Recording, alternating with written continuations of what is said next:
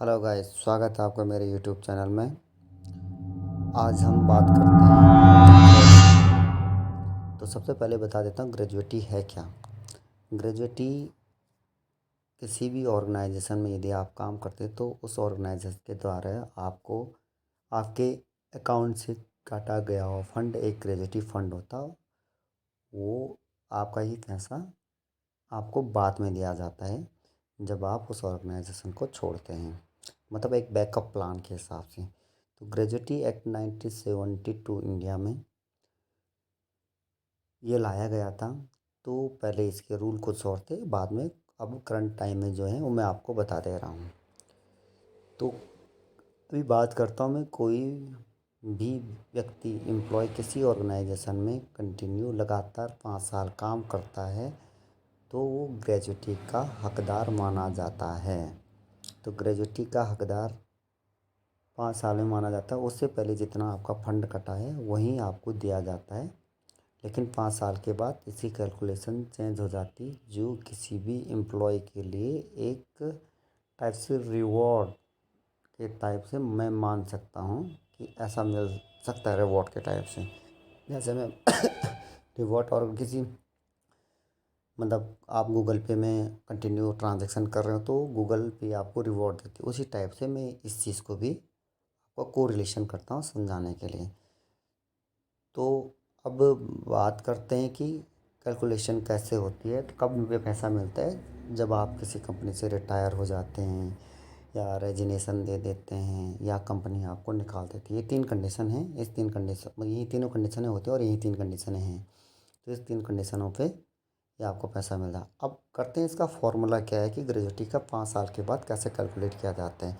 तो 5 साल के बाद आपका अंतिम सैलरी कितनी है, करंट सैलरी, उसके बाद कंपनी में कितने साल काम किए, 5 से ऊपर के लिए, 5 से ऊपर एबव, 5 ईयर टू एबव।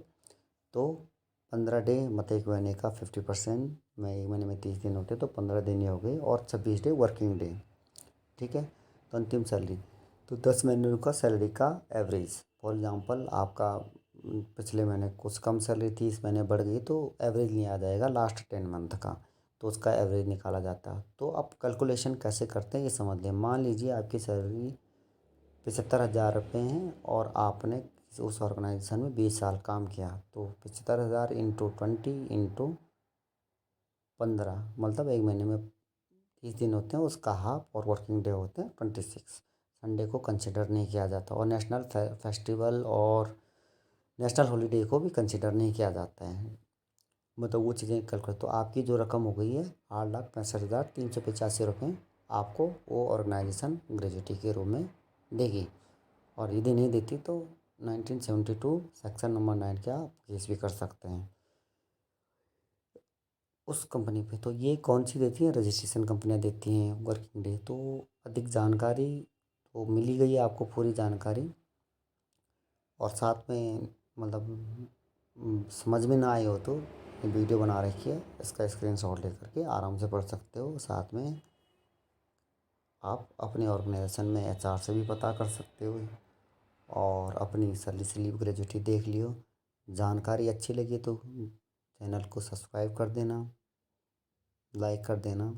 जानकारी तो अच्छी ही है, इसमें लगने वाली बात है ही नहीं। तो ऐसे ही जानकारी मैं आपके सामने नेक्स्ट टाइम ले आऊँगा कुछ और। तो ये जो ग्रेजुएटी है ये आपको बैकअप फंड के तौर में, जैसे पीएफ फंड हो गया, ग्रेजुएटी हो गई, कुछ ऑर्गेनाइजेशन और फंड करती है, वेलफेयर और इस टाइप के बहुत सारे ऑर्गेनाइजेशन अपने अपने हिसाब से करते हैं। हेल्थ के लिए इंश्योरेंस करती है, इस हिसाब से मतलब गवर्नमेंट के द्वारा दी गई ऑर्गेनाइजेशन में ये जानकारी। वीडियो अच्छे करे तो लाइक और सब्सक्राइब ज़रूर कर लेना और शेयर कर ले यार। Thank you for watching.